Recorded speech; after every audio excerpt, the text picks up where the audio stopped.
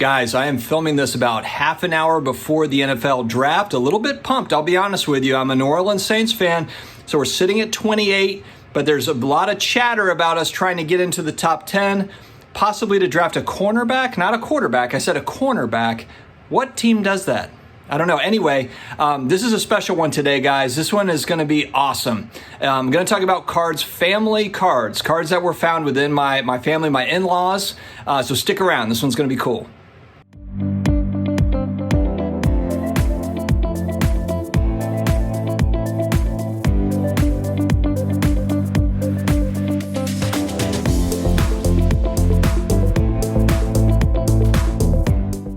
Hello to all my sports card collector, investor, all my collectibles friends out there. I hope that you are doing amazingly well. It is Friday.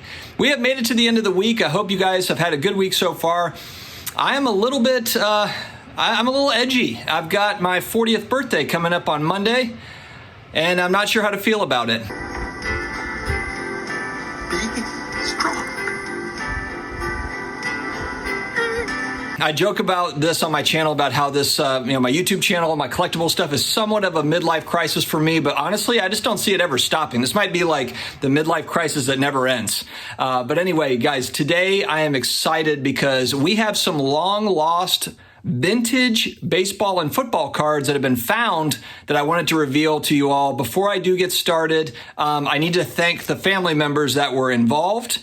So Uncle Dan, shout out to you in Dayton, Ohio, and then Aunt Nancy or Nona, and then also Uncle John that's also out in Dayton, Ohio. Thank you guys for allowing me to acquire these cards. I'm not acquiring them like they're mine, but I'm glad that I'm able to show them off, talk about them a little bit, get some feedback from the viewership, because frankly, for a lot of the vintage baseball stuff, there's plenty of other viewers that have chimed in on that stuff, and I could use some help as far as what to be looking for, and I'll explain that. But first, before we get started with all of this stuff, I do have to thank our sponsor for this video.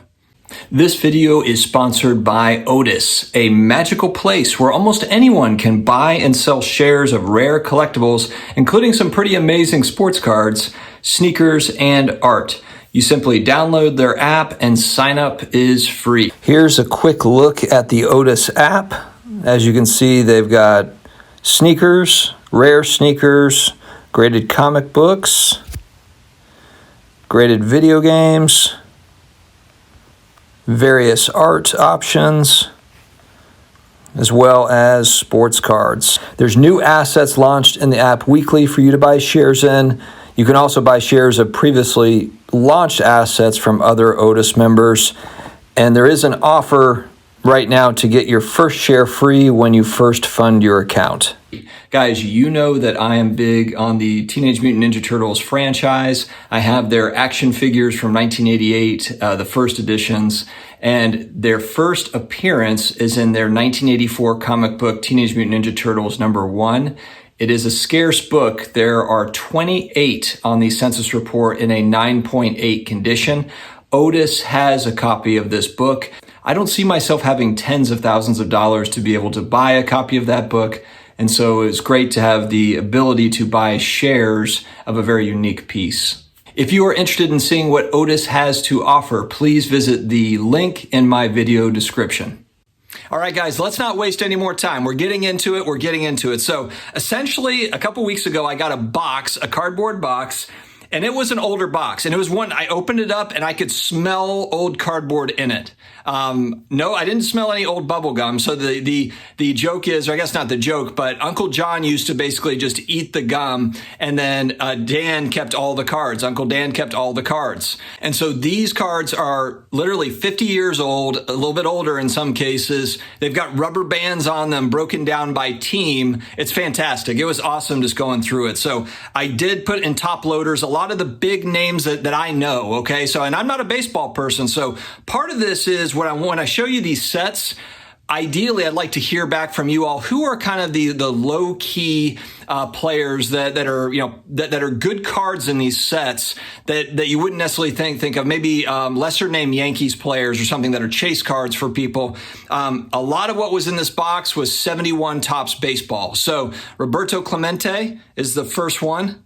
Old Bob Clemente, classic card. I love the card. I recognize the card immediately. And these early 70s cards, whether it's baseball or football or basketball, a lot of them are similar looking. And I just love the old vintage style. All right, Frank Robinson, also 71 tops. I'm not sure if these are, let me just take a look on the back here. Yeah, I'm not sure. There's not a year on these. Sporting News, Johnny Bench and Pete Rose. I'm not sure if you guys know. It's got to be 70s. I mean, maybe it's 69 tops. Maybe it's 69 or 70 tops. Ernie Banks, 71 tops. I believe this was 72 tops, Frank Robinson.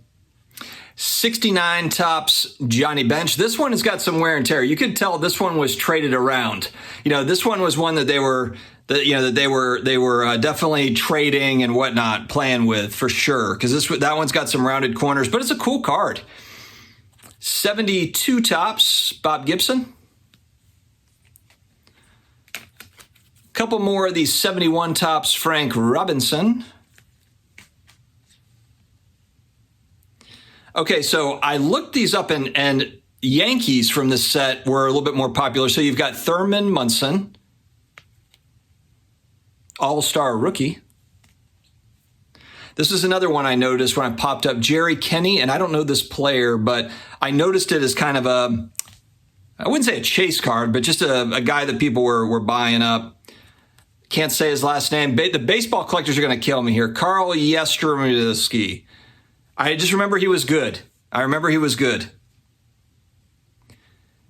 69 tops, Roberto Clemente. Nice CAD. So again, Bob Clemente photo stickers.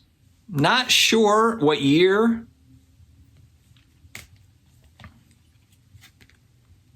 '72 tops, Joe Morgan. Pretty cool card. Willie Mays in action. I think this was 71 tops, just an in-action version. A couple more of the same, Carl Yastrzemski and Frank Robinson. I know Carl's in the Hall of Fame.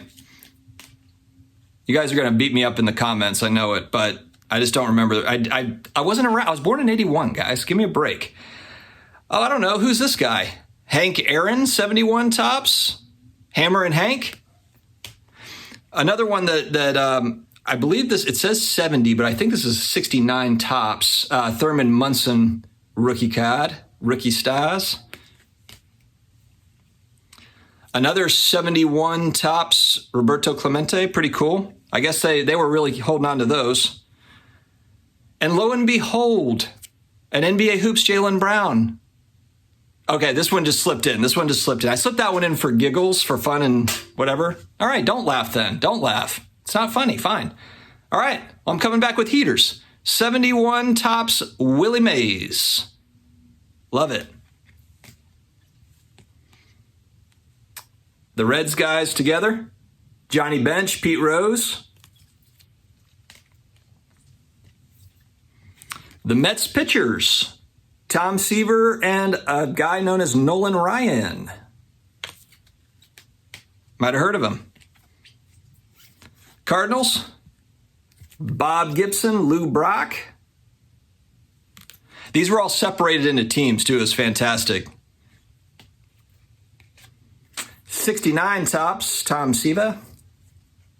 I just whipped out an accent just because I can do that. This card is awesome. 69 tops, I believe, or is it 68? It's the second year, Nolan Ryan, okay? It's not the rookie card, it's the second year. Sweet. I remember this from Project 2020. That's where I know. The baseball people are like, dude, how do you not know these cards? Because I know this one is well known. Nolan Ryan's legendary. 71 tops, Reggie Jackson. Pretty cool. And how about a couple more Pirates? Another Clemente and a Willie Stargell. Some Hall of Famers. Pete Rose. Photo sticker. And then head on over to the football. And you know what? I didn't even look. I think this is 69 tops. Bart Starr. Pretty sweet. You guys know I love the vintage football stuff. Fran Tarkenton.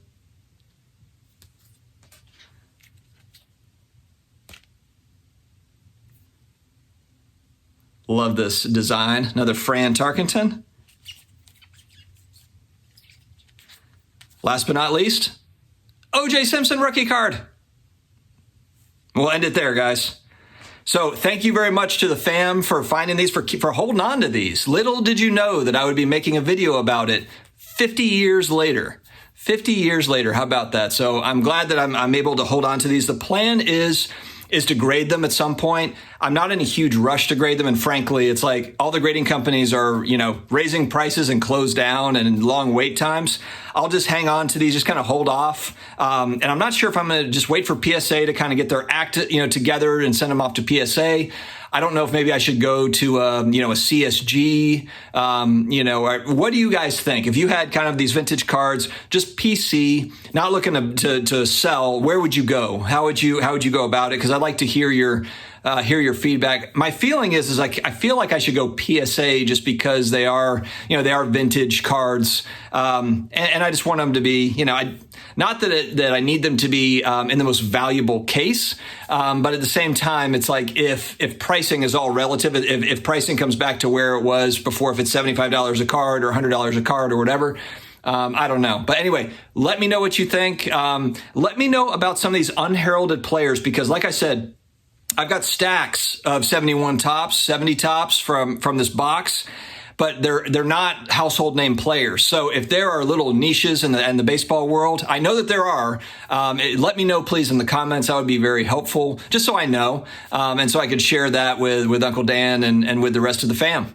Guys, have an amazing Friday, and I will talk to you again later on. Have a good weekend, guys. Take care.